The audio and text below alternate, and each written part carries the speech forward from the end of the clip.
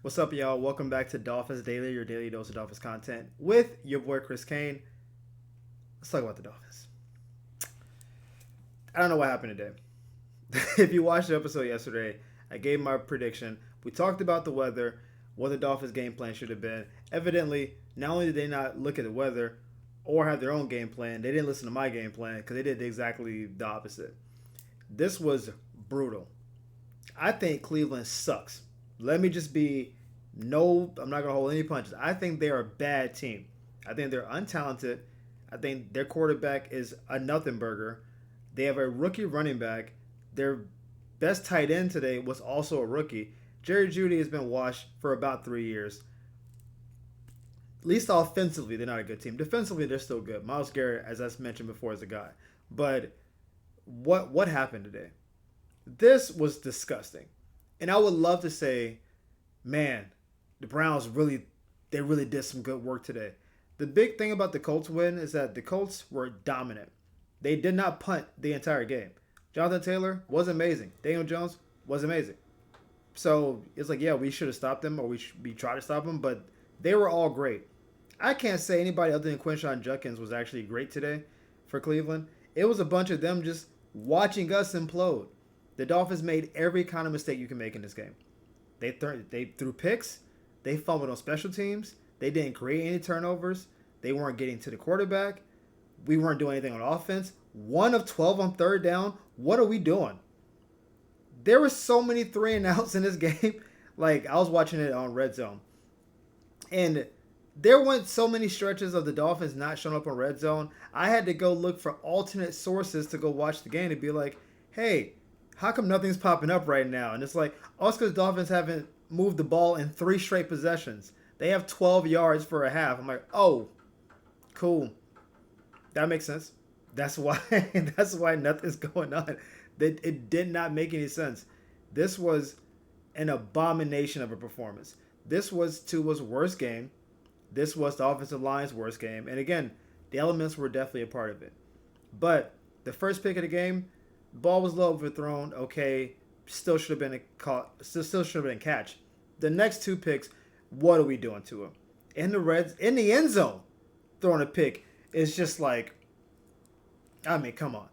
End of the game, just throwing lollipops across the middle. Like, Eskridge, we didn't forget about you on a punt return. That actually turned the game a little bit because the game was very close at that time.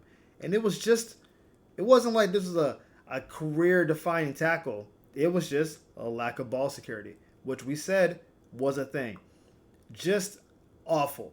No rhythm on offense. Guys slipping and sliding around, which we talked about on the show. I said, hey, when it's wet and we depend on speed, those fast guys don't play as well because you can't make quick routes. You can't make quick steps in the ground. And apparently, they didn't do anything about that. Malik Washington was not good today. Jalen Waddle was awful today.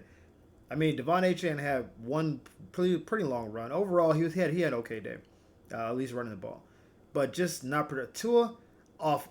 I have Tua on my fantasy team as a quarterback. He got me negative points today.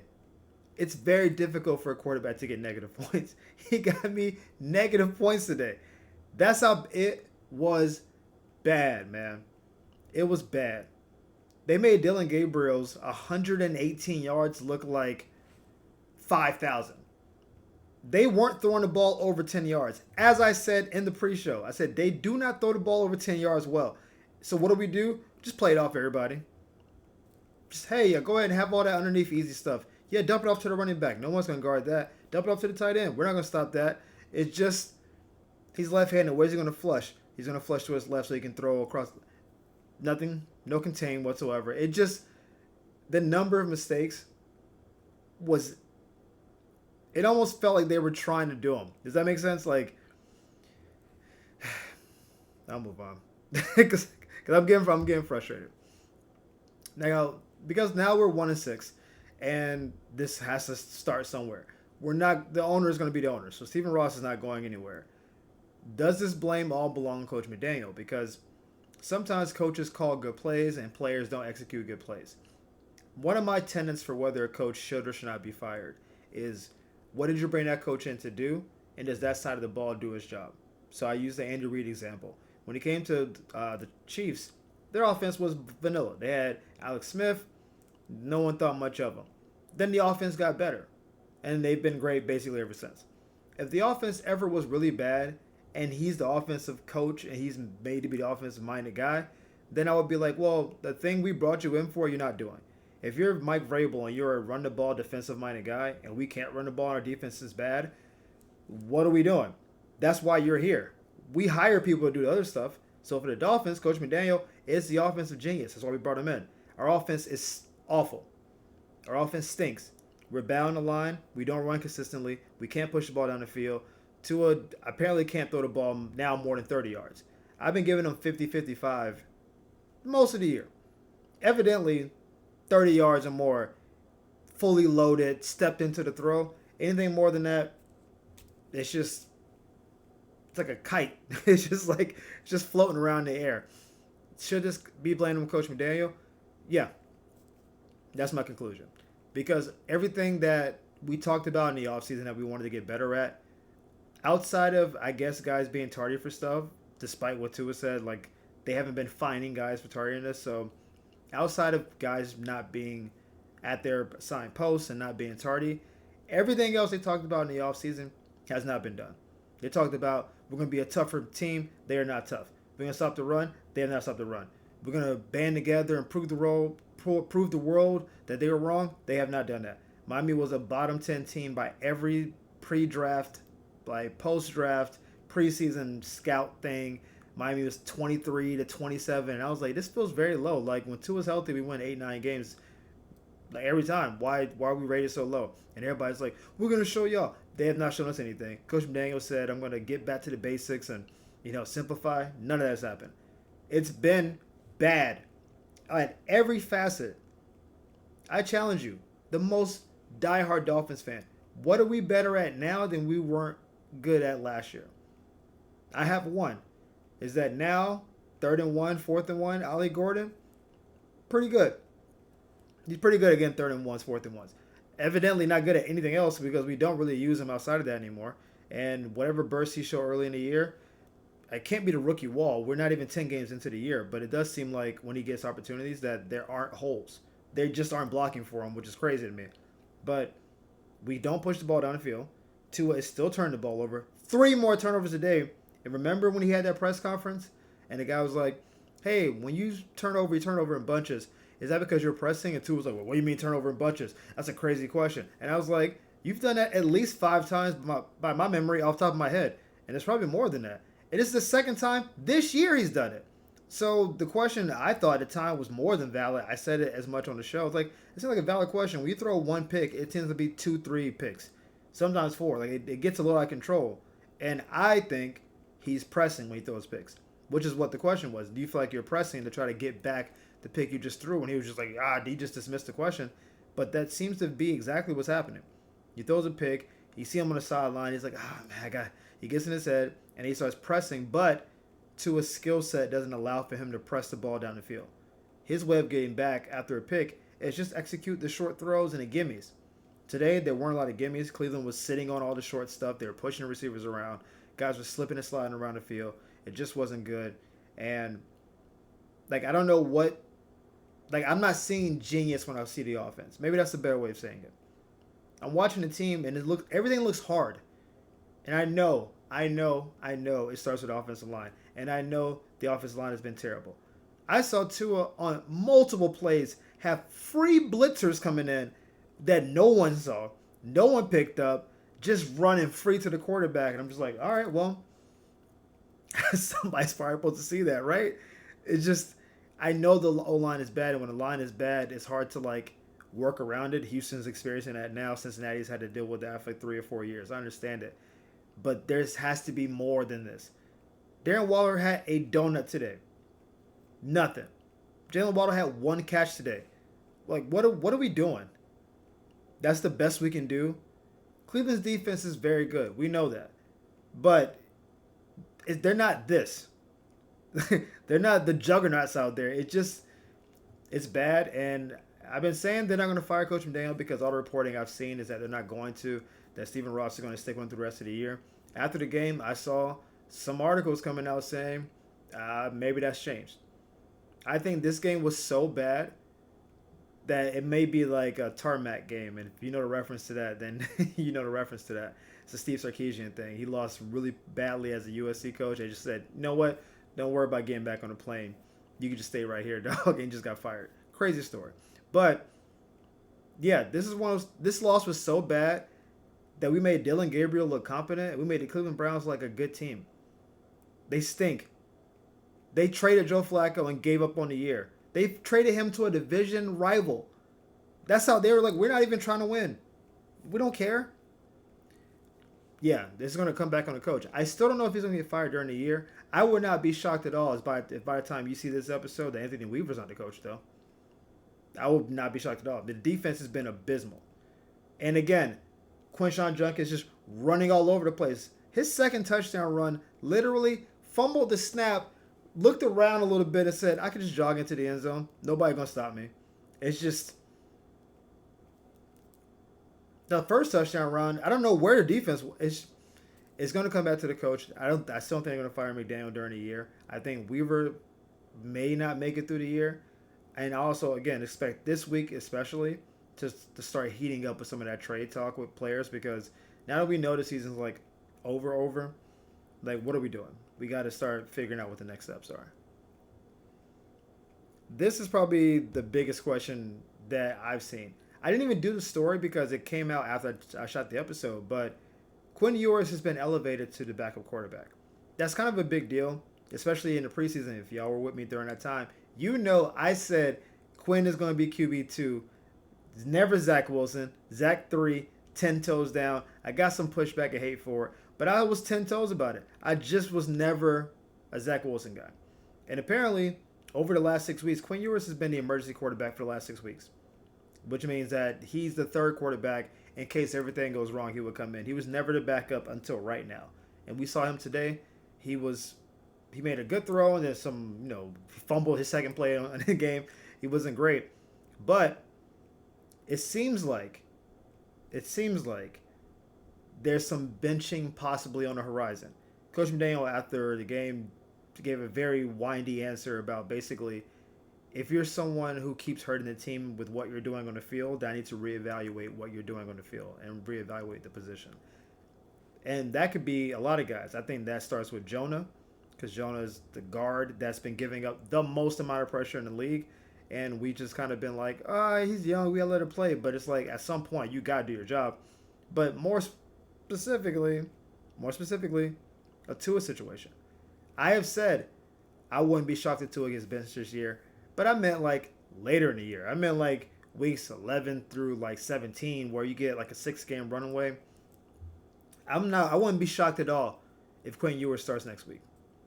Not at all. Because what are you going back to Tua for? 10 picks in 6 games? Is that what we're doing now? 10? Like what? We get a pick and a half again? Like what are we doing? Like that doesn't. What value is Tua giving us on offense? Is probably the question I need to ask, like the true diehard fans out there. Because I know some people are like, well, don't put the rookie in. He's not ready. But what value is Tua giving us? He's regressed from the last 2 years. Just point blank period. With Tyreek not being on the field, his get out of jail free card, not there. Which means he has to go through progressions quicker, make better reads, make better throws. Tyreek covered a lot of stuff up by just being Tyreek. He's not there anymore. The offensive line is also worse, which means that clock is going even faster. And he's not responding well to it. He's out here giving crazy press conferences. Even today, he's like, I got to multitask, like doing my job and keeping everybody else on the line. I'm like, that's what a quarterback does. That's quite literally the job. That's why you get paid the most money. And I was taken aback because it felt like he was just now realizing that, and that really threw me. Have you not been aware that this is what it is the entire time? The reason you're usually the captain as a quarterback, the reason why you get all the money and all the commercials is because you have to do everything. You have to know everybody's job. You have to make the calls. You have to see the blitzes. You do all of it. So he's like, yeah, I got to learn how to multitask better. I'm like, dude, this is year 6. What are we talking about? Like, that sounded crazy to me. And I can see that what he was trying to say is that I'm doing a lot more stuff at the line. I have to get better at it. He took accountability. Love that part. But the idea that I got to learn how to do the quarterback stuff you already got the contract. That literally blew my mind. And so, what value is he giving us? I've been on a belief, like most of y'all have been, just because of the cap situation, that Tua's going to be here all through this year and all through next year, and then after that, we're going to have to pay him. Now, I'm on a new position. We might let Tua go this offseason and just bite the cap bullet, a la Russell Wilson with the Broncos. They took a 2-year cap hit, drafted Bo Nix, made the playoffs last year, 5-2 right now. Evidently, that cap hit doesn't make you not a good team. If you build a team well enough and you coach it well enough, you can still play well even when your quarterback is a big hit against your cap. Stretch that Tua number out a little bit. We're going to get Tyreek off the books, probably a couple more players. Like, we're going to have 10 to 12 draft picks, maybe more depending on how many guys we give up now. Like, just rebuild through the draft. Get a couple free agents, young team it out. If for a couple years, we can be right back in here. I would not be shocked if Quinn Ewers is a starting quarterback next week. That's all I'm saying. I'm not predicting it today, but I might predict it at some point during this week. Just keep your eyes open. So we are officially in a rebuild. Some of y'all were 3 weeks ahead of this, but if you did not know, if you were still trying to hold out it's over. This iteration of the team is over. There's nothing to just salvage here. Chop Robinson, not good still. And I want to bring Chop up because I expect Chop to be great this year. You heard me. I was gassing Chop. I said Chop should be our best pass rusher. He should be Pro Bowl adjacent, and he's just not good. The Tua experiment, we gave him the money. We thought he could be the guy. I think if you have hope in Tua now, you're just like just a blind devotee. Nothing you see on the field should give you hope. And then when you go around the league and watch other games, I'm watching how good Daniel Jones is playing. I'm like, man, Daniel Jones would be really good in the Dolphins offense. And I thought Daniel Jones was trash before the year. Go look at the week 1 episode against the Colts. I was like, yo, if we force Daniel Jones to throw the ball, it's a wrap for them boys. Now I'm like, dude, if we had Daniel Jones, we might be cooking with some gas right now. That's how far it's fallen. Obviously, we're not as bad as the Jets are. Justin Fields can't read the field. He's terrible. Tyrod Taylor is a good backup, shouldn't be your starter. But they're just going to draft the quarterback and rebuild. At least their defense is good. And Breece Hall is a man. Garrett Wilson didn't even play today, but he's awesome. They have a couple pieces. So they're the worst team in the league right now, record-wise. We beat them. But I still feel like they have more hope because they're like, well, we know we don't have a quarterback. We had a 2-year contract with Justin Fields, $20 million a year. We're paying Tua almost $54 million a year. So cap-wise, the Jets aren't really in a bad position. They're going to have a super high pick, probably the number 1 pick at this point. Get whatever quarterback they want. They know they have a good defense. They have a great running back. Mason Taylor looks good as a tight end. Shout out to Mason Taylor. They know Garrett Wilson's good. They'll just rebuild. As bad as their quarterback situation is, I don't think they feel hopeless about it.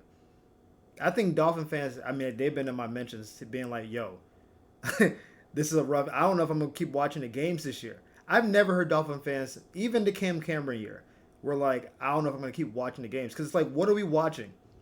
You get your hopes up. McDaniel gives a speech. Tua gives they give these weird press conferences, and you're like, all right, that's just how they talk in front of the media. And then they play weird, and you're like, I wonder, is the press conference a microcosm of how the team is being run? We can't get straight answers. No one's doing their job. It's disappointing. It's disappointing at a very high level, and we need to rebuild just for morale. I look forward to seeing how many people are at the next Dolphins game. I think you're going to see swaths of open seats. And again, there'll be some diehards who just go to the game this Sunday. I'm a Dolphins fan, whatever. There's going to be a lot more empty seats, and once that starts affecting Stephen Ross's pockets, then I think it's going to be a problem.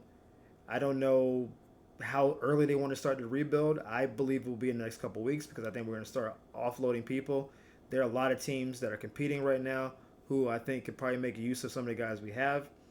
Again, I'm not sure Tua's going to even be on the team next year. If I assume McDaniel gets fired, if I'm a new coach coming in, why would I want to come in with Tua as my quarterback? Why would I want to do that to myself? I want to come in with a fresh guy because that'll be Tua's third coach. this guy's gotten 2 coaches fired. We're in a rebuild. It's gonna be, it's probably gonna be a year or two of being sad. They get the Patriots, right? Tom Brady was there forever. They're the best team of all time, literally. Then they had a year of Mac Jones. Like, hey, Mac Jones not bad. They brought in Cam Newton. It was like maybe, but that didn't work out. Then Mac Jones was bad. Then Drake May was bad for a year. The Patriots are now 5-2, first place in the division, and look good. Drake May looks like he's a dude. Last year, maybe, maybe not. This year, yeah, you see it. Mobility, down the field throwing, good decision making. They look like a good team. They had to take a couple years down. People push some dirt on them, like, that's 20 years of dominance. And now you're like, man, the Patriots, I mean, they have cap money too. They probably get 1 or 2 more guys in the offseason, 1 or 2 more drafts. Can we be talking about them in 2 years as championship contenders? Like, that's where they are. We know Vrabel's a good coach. That's the Dolphins' path. It sounds weird that we're going to be on a New England Patriot path because they've been stomping us for so long, but I think that's the way to go forward. It's disappointing because you're going to go into some Sundays expecting to lose, which sucks as a fan base, but you got to think about the long-term effects. And the long term is we're going to be a better team going forward. We can do better with the salary cap. We can get some better guys in. We can get expensive guys off the books. And hopefully, in the summer of 2030, we can have something to be proud of. But this is not a good product. This is hard. It's hard to be a fan. And if you're disappointed, it's not just you. It's a lot of people. But thank you for tuning in. Thank you for tuning in, man. We appreciate the love and support. Thank y'all for the likes and the subscribes. We'll see you next time on Dolphins Daily. Peace.